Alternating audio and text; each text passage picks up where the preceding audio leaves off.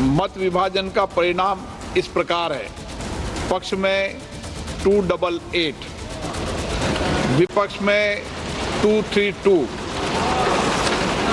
प्रस्ताव स्वीकृत हुआ और विधेयक यथा संशोधित पारित हुआ। वक्फ संशोधन बिल पर लोकसभा की परीक्षा पास करने के बाद अब मोदी सरकार के सामने इस बिल को राज्यसभा में भी पास कराने की चुनौती है।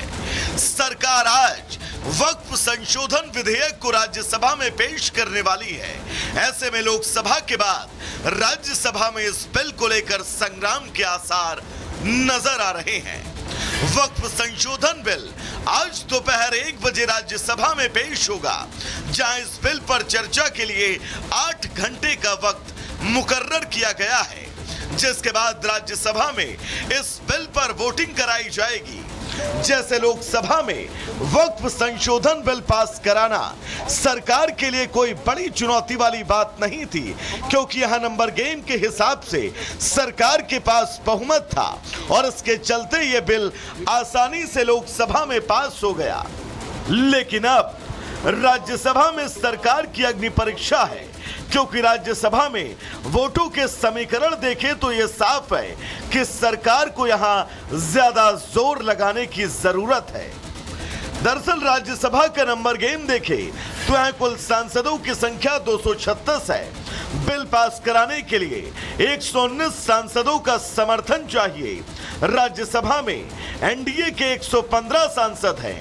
ऐसे में अगर 6 नॉमिनेटेड मेंबर्स भी उसके पक्ष में वोट करें तो सरकार का आंकड़ा 121 तक पहुंच जाता है और वो आसानी से बिल को पास करवा लेगी। वक्फ संशोधन बिल पर लोकसभा में भले ही विपक्ष की एक ना चली, लेकिन अब वो राज्यसभा के साथ कोर्ट और सड़क तक इसकी लड़ाई लड़ने का दम भर रहा है। अभी तो हम लोगों ने पूरी तरह से इसके प्रयास किया कि बिल पास नहीं होना चाहिए, लेकिन जाहिर सी बात है कि बिल जो पास होता है वो नंबर से होता है, तो सरकार के पास में जो बहुमत था और राज्यसभा में आएगा तो पूरा प्रयास करेंगे कि वो उसको वहाँ रोक सके। हमारे अधिकारों के ऊपर पूरी तरीके से कुठाराघात है, तो ये बहुत बड़ा नुकसान मुसलमान को, वक्फ को, दोनों को होने जा रहा है। हम लोग रास्ता देखेंगे, कोर्ट जाएं, कोर्ट में जाकर के हम लोग लड़ाई लड़ेंगे। It is unconstitutional. मुस्लिम के लिए this is dangerous for the Muslim community. Muslim का वो हिंदू मुस्लिम करके देश के विभाजन करके ये लोग रख दिया। अब विपक्ष जहां राज्यसभा में सरकार को घेरने की तैयारी में है, तो वहीं सरकार विपक्ष के विरोध और आरोपों को बेबुनियाद ठहरा रही है।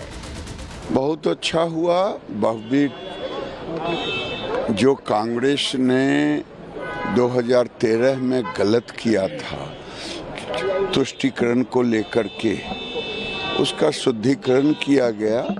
बड़ा सवाल यह है कि वक्फ की संपत्ति जनता के उपयोग में आएगी या कुछ के उपयोग में आएगी, ये मैंने सवाल किया था और आज आपके सामने कर रहा हूं। लाखों संपत्ति है, एक यूनिवर्सिटी आई, एक मेडिकल कॉलेज आया क्या, एक स्कूल खुला, एक स्किल सेंटर खुला क्या, क्यों? तो ये जो मुतवल्ली जो सिर्फ मैनेजर होते हैं, कैसे मैनेज कर रहे थे? बहरहाल लोकसभा में चर्चा, हंगामे और विपक्ष के विरोध के बीच ये बिल पास हो गया और अब राज्यसभा में भी बिल को लेकर विपक्ष के तीखे तेवर देखने को मिल सकते हैं। लोकसभा में तो सरकार ने विपक्ष का एक भी नैरेटिव नहीं चलने दिया और अब राज्यसभा में भी उसके सामने ये चुनौती होगी। Bureau report, Republic Bharat. मत विभाजन का परिणाम इस प्रकार है। पक्ष में 288, विपक्ष में 232। प्रस्ताव स्वीकृत हुआ और विधेयक यथा संशोधित पारित हुआ। वक्फ संशोधन बिल पर लोकसभा की परीक्षा पास करने के बाद अब मोदी सरकार के सामने इस बिल को राज्यसभा में भी पास कराने की चुनौती है। सरकार आज वक्फ संशोधन विधेयक को राज्यसभा में पेश करने वाली है। ऐसे में लोकसभा के बाद राज्यसभा में इस बिल को लेकर संग्राम के आसार नजर आ रहे हैं। वक्फ संशोधन बिल आज दोपहर 1 बजे राज्यसभा में पेश होगा, जहां इस बिल पर चर्चा के लिए 8 घंटे का वक्त मुकर्रर किया गया है, जिसके बाद राज्यसभा में इस बिल पर वोटिंग कराई जाएगी।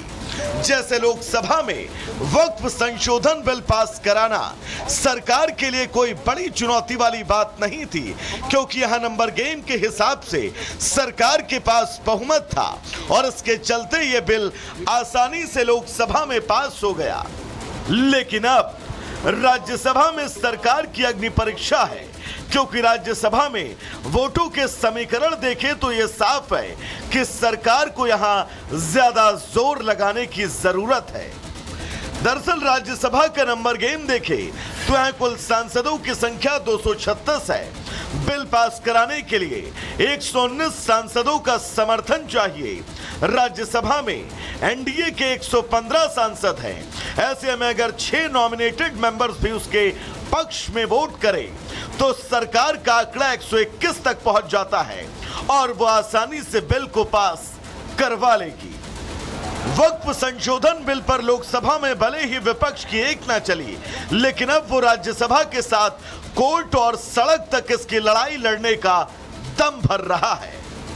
अभी तो हम लोगों ने पूरी तरह से इसके प्रयास किया कि बिल पास नहीं होना चाहिए, लेकिन जाहिर सी बात है कि बिल जो पास होता है वो नंबर से होता है, तो सरकार के पास में जो बहुमत था और राज्यसभा में आएगा तो पूरा प्रयास करेंगे कि वो उसको वहाँ रोक सके। हमारे अधिकारों के ऊपर पूरी तरीके से कुठाराघात है, तो ये बहुत बड़ा नुकसान मुसलमान को, वक्फ को, दोनों को होने जा रहा है। हम लोग रास्ता देखेंगे, कोर्ट जाएं, कोर्ट में जाकर के हम लोग लड़ाई लड़ेंगे। It is unconstitutional. मुस्लिम के लिए this is dangerous for the Muslim community. Muslim का वो हिंदू मुस्लिम करके देश के विभाजन करके ये लोग रख दिया। अब विपक्ष जहां राज्यसभा में सरकार को घेरने की तैयारी में है, तो वहीं सरकार विपक्ष के विरोध और आरोपों को बेबुनियाद ठहरा रही है।